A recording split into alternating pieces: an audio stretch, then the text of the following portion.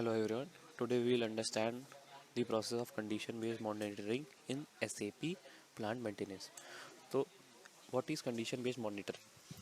इसमें सबसे पहले हमारा क्या होता है कि जैसे हमारे कुछ इक्विपमेंट जो कि सबस्टेशन पे इंस्टॉल्ड है, उनकी कुछ पैरामीटर्स होते हैं जिनकी वैल्यूज़ एक लिमिट की होती है, एक लिमिट होती है उनकी वैल्यूज़ की। अगर उससे वैल्यू एक्सीड करती है तो हम उस इक्विपमेंट में एक मेंटेनेंस परफॉर्म करते हैं। तो ये हम कंडीशन बेस्ड के थ्रू करते हैं। तो अब कंडीशन बेस्ड में क्या होता है, जैसे हम मान लीजिए उस पैरामीटर्स को डेली मेजर करते हैं, तो हमारा कंडीशन बेस्ड मॉनिटरिंग में क्या होगा कि एक मेंटेनेंस प्लान के थ्रू डेली के लिए एक नोटिफिकेशन सिस्टम में ऑटोमेटिकली क्रिएट हो जाएगा और उस नोटिफिकेशन में हमको वो वैल्यूज़ को फीड करना होगा। तो डिपेंडिंग ऑन दी वैल्यूज़, हम अगर हमको वो वैल्यूज़ एक्सेप्टेबल है तो हम एक्सेप्ट करेंगे और नॉन एक्सेप्टेबल है तो हम ZC टाइप का नोटिफिकेशन क्रिएट हो जाएगा सिस्टम में ऑटोमेटिकली, जिसपे कि हम उसके लिए मेंटेनेंस परफॉर्म करेंगे आगे। तो अब हम देखते हैं इसमें कैसे करना है हमें। तो सबसे पहले टी कोड है हमारा ZPM CBM underscore mess point. जैसे कि मान लेते हैं हम मार्टिन बुरुआ का केस ले रहे हैं, वहाँ पे एक पावर ट्रांसफार्मर लगा हुआ है। तो मार्टिन बुरुआ का प्लांट है 4159, उसका सबस्टेशन का कोड है, मेन वर्क सेंटर का जो हमारा कोड है वो MRTN_SS है और नोटिफिकेशन डेट मान लेते हैं आज का और हम एग्जीक्यूट करते हैं। तो ये देखिए 3 नोटिफिकेशन दिखा रहा है। अब जैसे हमें इस पे वैल्यू को फीड करना है तो हम क्या करेंगे, ये हमारी एक्सेल है अपलोड फॉर्मेट की, ये है जिसमें हमें लिखना है कि वो इक्विपमेंट का नंबर क्या है, इक्विपमेंट का डिस्क्रिप्शन, वो कौन सा फंक्शन लोकेशन पे इंस्टॉल्ड है वो और उसका डिस्क्रिप्शन, और वो कौन सा पैरामीटर है उसका पैरामीटर नंबर, जैसे कि उसको हम मेजरिंग पॉइंट से डिनोट करते हैं, और उसका डिस्क्रिप्शन IR वैल्यू।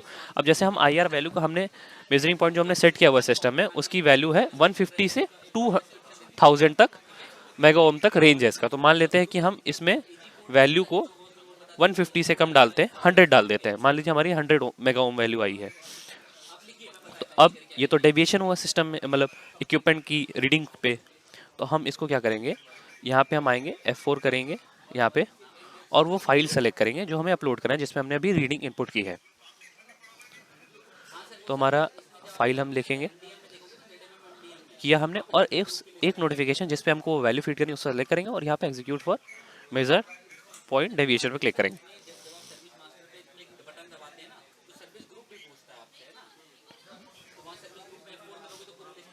तो देखिए ये आया रेड सिंबल, ट्रैफिक सिग्नल ये रेड है, क्यों? क्योंकि हमारा जो वैल्यू थी हमारी वो लिमिट से लोअर थी। तो यहाँ पे देखिए राइट हैंड साइड पर अगर हम जाते हैं तो IR वैल्यू की मिनिमम वैल्यू 150 है, मैक्सिमम वुड बी 2000, पर हमारी रीडिंग तो 100 थी। तो अब डिपेंडिंग अपॉन कि आपको ये वैल्यू एक्सेप्ट करना है या रिजेक्ट करना है। अगर आपको एक्सेप्टेबल नहीं है, एक्सेप्ट है तो आप ये एक्सेप्ट रीडिंग पे करेंगे, और नॉन एक्सेप्टेबल तो आप एग्जीक्यूट फॉर ZC करेंगे। तो सिस्टम अपने आप एक ZC नोटिफिकेशन जनरेट कर देगा और ZC नोटिफिकेशन का नंबर आपको दे देगा। तो ZC नोटिफिकेशन आप ऐसे क्रिएट कर सकते हैं, या फिर एक सिनेरियो और हो सकता है कि अगर मान लेते हैं कि आपने 3 डेविएटेड वैल्यूज़ को एक्सेप्ट कर लिया, एक्सेप्ट रीडिंग किया, तो सिस्टम क्या करेगा कि 4th टाइम आपको एक्सेप्ट नहीं करने देगा, फिर वो बोलेगा कि आपको ZC नोटिफिकेशन बनाना ही पड़ेगा। तो उस केस में आपको ZC नोटिफिकेशन बनाना पड़ेगा। तो जैसे मान लेते हैं कि ये वैल्यू मेरे लिए एक्सेप्टेबल है, हम इसको एक्सेप्ट रीडिंग करते हैं। हमने एक्सेप्ट रीडिंग की, नोटिफिकेशन हमारा सेव हो गया। अब देखते हैं कि वो जो हमने वैल्यू इनपुट की है वो हम कैसे देख सकते हैं।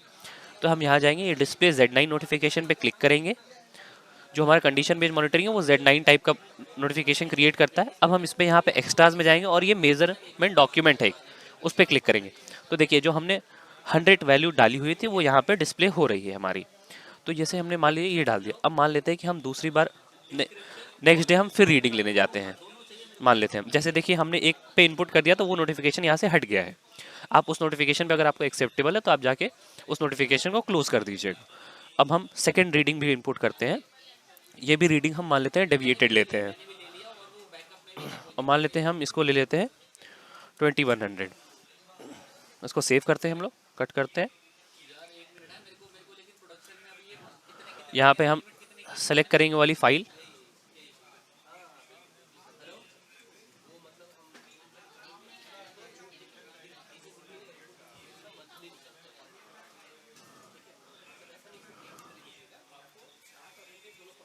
यहाँ पे हम एग्जीक्यूट करेंगे।